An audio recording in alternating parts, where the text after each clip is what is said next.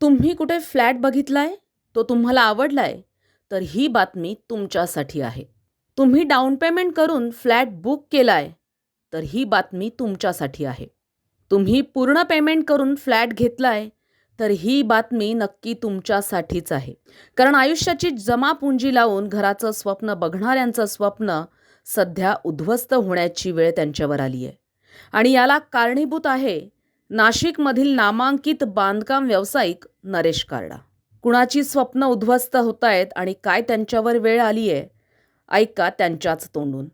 2018 मध्ये पूर्ण पेमेंट केलं आणि फ्लॅट बुक केला. हो गए 7 साल हो गए। 2018 में मैंने ये यूनिट बुक किया था। फुल पेमेंट करने के बाद यूनिट का पूरा पेमेंट किया मैंने, कोई इंस्टॉलमेंट बाकी नहीं है अभी।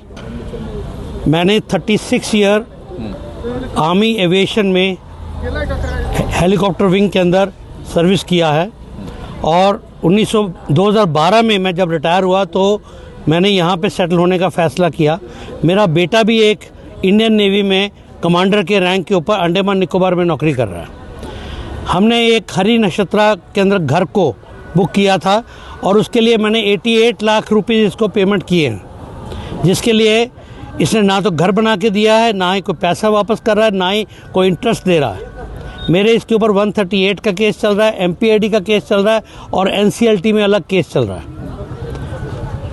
मेरी यही दरख्वास्त है कि हमारी हार्ड अर्न सेविंग 36 साल जो हमने कमाया, जो बचाया, हमारा provident fund, leave encashment, gratuity, सब कुछ और कम्यूटेशन, ये सब पैसा ये हड़प के बैठा हुआ है और हम सिर्फ अपनी पेंशन से अपना गुजारा कर रहे हैं। कोई इमरजेंसी फंड हमारे पास नहीं बचता।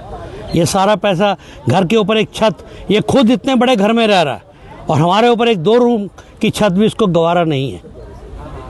पिछले 5 साल से ये बेवकूफ़ बना रहा है सबको। Thank you. आपने एक बात बताई बहुत इम्पोर्टेंट, पूरे शहर को, आधे शहर को इसने बेवकूफ़ बनाया। जी हाँ, वो क्या है? हरी नक्षत्रा के अंदर हमारे अलावा बहुत से लोग हैं जिन्होंने इसके केस डाल रखे हैं। बहुत से लोग हैं, क्योंकि वहाँ पे करीब 450 फ्लैट बनने वाले थे। ये बिल्डिंग जो इसने बनाई है वो सारे बेघर होने को घूम रहे हैं। उनकी कभी भी इलेक्ट्रिसिटी कट जाती है, कभी पानी कट जाता है और ये कोई मेंटेनेंस नहीं कर रहा वहाँ पे, वो सब इससे अलग परेशान है।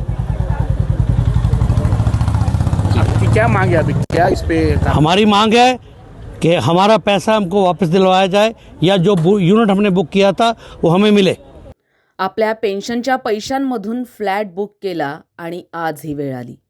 है और मैं भी इसी सोसाइटी का एक मेंबर हूँ। जैसे कि अभी विक्रम साहब ने आपको बताया कि उन्होंने घर बुक किया था, उसी प्रकार से हमने भी जो है अपनी पेंशन का पैसा लगा के ये घर बुक किया और इसको हमें जो पोजीशन है 2021 में मिल गया। 21 में मिलने के बाद में अभी हम वहाँ रह रहे हैं, प्रॉपर्टी टैक्स पे कर रहे हैं, जितनी भी जो फॉर्मेलिटीज़ पूरी होने के बाद में इलेक्ट्रिसिटी मीटर हमारे नाम पे है, सारी फॉर्मेलिटीज़ पूरी हैं। अभी हमको पता चलता है 26-27 अक्टूबर के करीब कि ये नोटिस लगा है और नोटिस में कैप्री ग्लोबल ये कह रहा है कि ये घर जो है, क्योंकि नरेश कारडा ने जो पेमेंट है उनसे जो कुछ लोन लिया था करीब 23 करोड़ रुपए का, वो पेमेंट नहीं हुआ है सोसाइटी के अगेंस्ट और ये सोसाइटी मॉर्गेज रखी गई थी, जो कि जो है घर खरीदने के टाइम में हमसे छुपाया गया।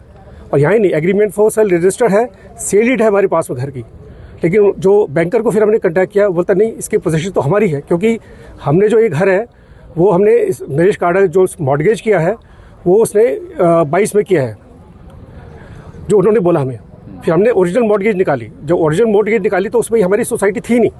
उसने जो लोन लिया इनिशियली, वो जो लोन लिया है दूसरी सोसाइटी के अगेंस्ट लिया है, लेकिन ये सोसाइटी हमारी दिखाई गई है। तो कभी कभी ऐसा लगता है कि जो बिल्डर है और जो बैंकर है ये दोनों हैंड इन ग्लव्स है और ये जो है हम जैसे जो इनोसेंट सिटीज़न है जो पहले देश की रक्षा करते रहे और अब जाके जो है हमें ये दिन देखना पड़ रहा है। तो ये बहुत दुर्भाग्य की बात है और हम चाहते हैं कि ऐसे बंदों को जो है इनके अगेंस्ट में जो है कड़ी से कड़ी कार्रवाई की जाए। धन्यवाद। आयुष्याची जमापुंजी लावून घर घेतलं आणि आज फसवणूक. Sona Aditya, wife of colonel Vikram Aditya. हमने अपनी पूरी ज़िंदगी भर की कमाई जो सेविंग्स करी थी वो इस घर में लगा दी, ये दिन देखने के लिए। क्या हुआ है? जो मॉर्गेज हुआ जिसके बारे में हमको पता ही नहीं है, मतलब इतना बड़ा धोखा हमारे साथ। हमारी ज़िंदगी भर की कमाई ऐसी किससे आपने फ्लैट लिया था और क्या अभी फिलहाल आपको काडा, नरेश काडा से लिया था, काडा इंफ्रास्ट्रक्चर से। पर मतलब हमको पता नहीं था कि काडा he was the best builder, जिनका हमने देवलाली प्लाजा देखा था, घर देखा था एक कि बहुत अच्छा है कंस्ट्रक्शन, वो देखकर हमने ये घर को ख़रीदा। सब कुछ मतलब सब कुछ देने के बाद अभी मॉर्गेज अच्छा नहीं लग रहा है। I hope law will be enforced upon him. ठीक है ma'am, thank you. Colonel Vikram Aditya यांनी आपबीती कथन केली आहे। मैं कर्नल विक्रम आदित्य हूँ। हम लोग इस सोसाइटी में काफ़ी रिटायर्ड ऑफिसर्स हैं, सीनियर ऑफिसर्स हैं, ब्रिगेडियर्स हैं, कर्नल्स हैं, और हम लोगों ने अपनी पूरी ज़िंदगी की कमाई लगा के पूरा पेमेंट करके घर ले लिया था। 5 साल से हम इन घरों में रह रहे हैं एंड हमारे साथ बहुत बड़ा धोखा हुआ है। मैं ये इससे ज़्यादा कुछ बोलना नहीं चाहता हूँ कि जो है पूरा पेमेंट होने के बावजूद, चेक पेमेंट्स होने के बावजूद भी हम लोग अभी इस मुकाम पे हैं कि एक ई ऑक्शन नोटिस लगा दिया गया है और बोल रहे हैं कि 5 दिसंबर को आपके ये सारे घर बिक जाएंगे। तो हम लोग कहाँ जाएंगे? सर, आपने कब घर खरीदा था, किससे खरीदा था और एग्जैक्ट अभी क्या हुआ? हमने काडा इंफ्रास्ट्रक्चर से, नरेश काडा से ये घर अप्रैल 2019 में बुक किया था और मई 2019 में 70 लाख का पूरा पेमेंट हो गया था और हमको पोजीशन मिल गया इस घर का, क्योंकि घर उस समय कंप्लीट नहीं हुआ था। जैसे ही घर तकरीबन कंप्लीट हुआ, हमको पोजीशन 11 नवंबर 2020 को मिल गया और तब से हम लोग इस घर में रह रहे हैं। और ऐसा मतलब हुआ है कि अभी हम लोगों के पास बोलने के लिए कुछ नहीं है। सर, हम लोग लॉ अबाइडिंग सिटीजन्स हैं, हम लोग मतलब रास्ते पे नहीं आते कहीं पे। तो जो है उस ओर से हमें लगता है कि हमारे साथ बहुत ज़्यादा धोखा हो गया। एग्जैक्ट क्या हुआ है आपके साथ, मतलब जो धोखा हुआ एग्जैक्ट क्या हुआ कि हम लोगों को 26 अक्टूबर को मैं अपने घर के सीढ़ी से नीचे उतर रहा था। उस समय राइट साइड पे दीवार पे कुछ कागज़ चिपके हुए मिले, तो उसको जब देखा तो वो उस पर लिखा हुआ था ई ऑक्शन नोटिस, और ई ऑक्शन नोटिस में मेरा घर भी शामिल था और साथ में ऐसे 21 घर और 3 शॉप्स भी थे।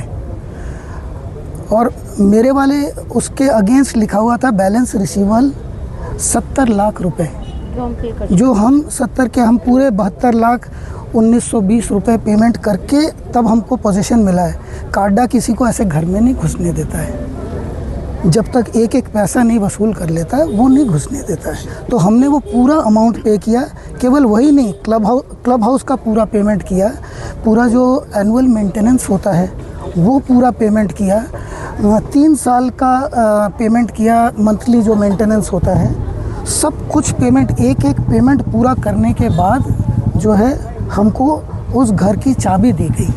36 साल मैंने देश की सेवा की है। मैं भी सेवानिवृत्त हूँ। हरि निकेतन फेज़ 2 में मेरा भी घर है। ये घर मैंने सारा पेमेंट करने के बाद रजिस्ट्रार ऑफिस में रजिस्टर किया है और जहाँ पर मुझे एग्रीमेंट फॉर सेल मेरे पास है, पूरा पैसा मैंने दे दिया है। पोजीशन लेटर हमारे पास है, हमने पूरी प्रॉपर्टी टैक्स भरी है, इलेक्ट्रिसिटी बिल हमारे नाम से है, हम वहाँ रह रहे हैं। इसके बावजूद हमें अक्टूबर में पता चला कि हमारा फ्लैट ई ऑक्शन किया जा रहा है, ये कोई लोन के संदर्भ में। इससे पहले हमें इसकी चीज़ की कोई जानकारी नहीं थी। तो हमें ये लगता है कि देश की सेवा करने के बाद जब कोई रिटायर होता है वो सोचता है कि सुकून से अपनी ज़िंदगी बिताएं, लेकिन ये हादसा हमारे साथ हुआ है। हम उम्मीद करते हैं कि जो लॉ इन्फोर्समेंट वाले हैं एजेंसी, वो इसका ख्याल रखेंगे और हमें जस्टिस ज़रूर देंगे। धन्यवाद। तर या आहेत त्यांनी कथन केलेल्या त्यांच्या व्यथा। ज्यांची फसवणूक झाली आहे ते आहेत देश सेवा करून आपल्या देशातील प्रत्येक नागरिकाला सुरक्षित ठेवणारे retired army officers. Deolali camp Sansari गाव हरिनिकेतन फेज 2 मध्ये यांनी आपली घरं बुक केली होती, पूर्ण पेमेंटही केलं, सगळ्या फॉर्मॅलिटीज पूर्ण केल्यात आणि गेल्या 5-7 वर्षापासून सगळे इथे राहत आहेत। आणि आता अचानक कॅप्री ग्लोबल या आर्थिक संस्थेनं त्यांचे फ्लॅट लिलाव करण्याची नोटीस लावली आहे. याला कारणीभूत कोण? तर फसवणूक करणारा बिल्डर नरेश कार्डा. नरेश कार्डानं आजपर्यंत कोणत्याही फ्लॅट धारकाला, या फेजमधील कोणत्याही फ्लॅट धारकाला खरेदी खत करून दिलेलं नाही. याचाच गैरवापर करत त्यानं कॅप्री ग्लोबलकडून तब्बल 23 कोटी रुपयांचं कर्ज उचललं. त्याची परतफेड न केल्यामुळे कॅप्री ग्लोबल या आर्थिक संस्थेनं या मिळकतींवर लिलावाची नोटीस लावली आहे. या प्रकरणी गुन्हा दाखल झालाय. नरेश कार्डा याला अटक होऊन 3 दिवसांची पोलीस कोठडी रिमांडही दिली आहे. पण प्रश्न हाच आहे, या आधी देखील अनेक ठिकाणी फसवणुकीचा गुन्हा दाखल झालेल्या या बिल्डरमध्ये नागरिकांची फसवणूक करण्याची हिंमत आली कुठून? 2 ते 3 वर्षापूर्वी देखील अशाच फसवणुकीच्या गुन्ह्यात अटक झाल्यानंतर नरेश कार्डाचे मोठ्या बंधूंनी आत्महत्या केल्याची घटनाही घडली होती. पण तरीही नरेश कार्डाकडून फसवणुकीचं सत्र थांबत नाहीये. या बांधकाम व्यावसायिकाला कठोर शासन व्हावं, म्हणजे इतर बांधकाम व्यावसायिक देखील घराचं स्वप्न पाहणाऱ्याची फसवणूक करण्याची हिंमत करणार नाही. संविधान न्यूज, नाशिक.